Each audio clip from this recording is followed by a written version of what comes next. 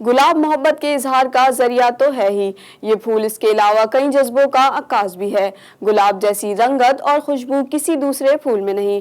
फूलों के शहंशाह पर यूके से सलामत हुसैन की ये रिपोर्ट। गुलाब तमाम गुलों का बादशाह है, सब फूलों का शहंशाह है। बागों की रौनक, शायरी का लाजमी जिस्म, कुदरत का हसीन तोहफा गुलाब अपनी मिसल आप है, क्योंकि कोई भी फूल इसकी खूबसूरती और रौनाई का मुकाबला नहीं कर सकता। बरतानिया में इन दिनों गुलाब पे बहार आई हुई है। क्यारियों और बागीचों में हर तरफ रंग बिरंगे गुलाब के फूल खिले हुए नज़र आते हैं। गुलाब मोहब्बत के इजहार का ज़रिया तो है ही, ये फूल इसके अलावा कई जज्बों का आकाश है। गुलाब का फूल मुसर्रतों का हमराज भी है और सोगवार लम्हों का दमसाज भी। ये वो फूल है जो कई दिलों की क्यारी सजाता है। इसमें कोई शक नहीं कि गुलाब जैसी रंगत और खुशबू किसी दूसरे फूल में नहीं है।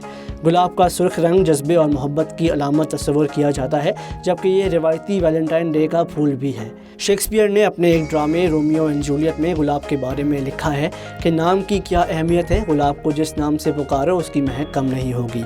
दुनिया भर में गुलाब की कम व बेश 20,000 से ज़ायद इक़साम है, जबकि एक अंदाजे के मुताबिक दुनिया में गुलाब 4.5 करोड़ साल से मौजूद है। चीन में 5,000 साल कबल गुलाब की काश्त शुरू हुई और फिर आहिस्ता आहिस्ता ये मशरक़ वस्ता और एशिया तक जा पहुँचा। इसकी पैदावार के लिहाज से अगर बात की जाए तो हॉलैंड में सबसे ज़्यादा गुलाब पैदा होते हैं, जबकि गुलाब की बरामद में जर्मनी सर फहरिस्त है।